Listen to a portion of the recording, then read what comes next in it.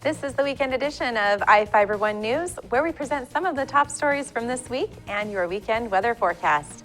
I'm Bethany Jenks. Stay tuned for the weekend edition of iFIBER 1 News. From the iFIBER 1 HD studio here in the heart of the Columbia Basin, this is iFIBER 1 News. Your number one source for local news, sports headlines, and our very own Weather Center forecast covering the entire Columbia Basin. This is iFIBER 1 News, and it starts now.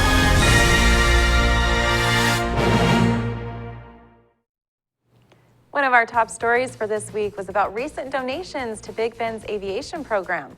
The donations allow students to work with a variety of airplanes and their parts. Reporter Jeff Chu has the story. Kennard.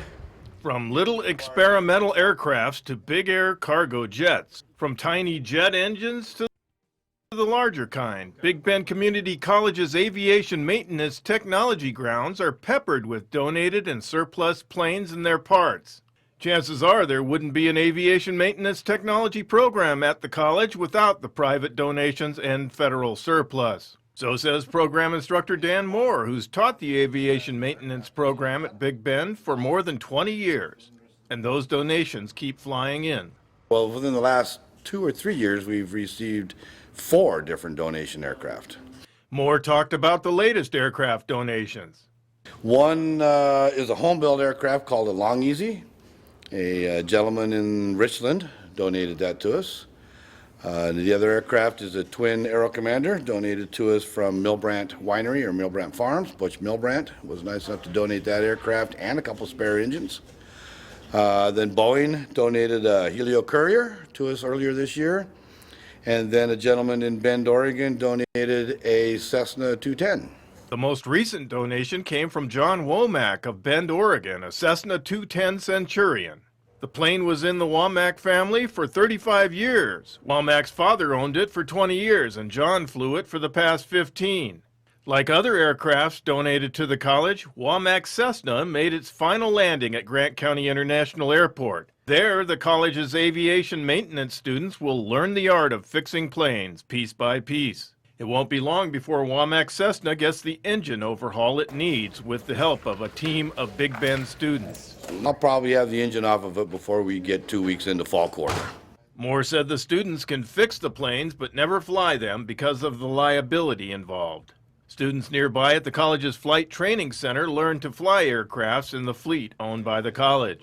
My students take airplanes apart and put them back together again. They take them apart and put them back together again. And eventually you start wearing out all the screws and wearing out all the screw holes. And it's always nice to have new equipment for our students to practice their maintenance skills on.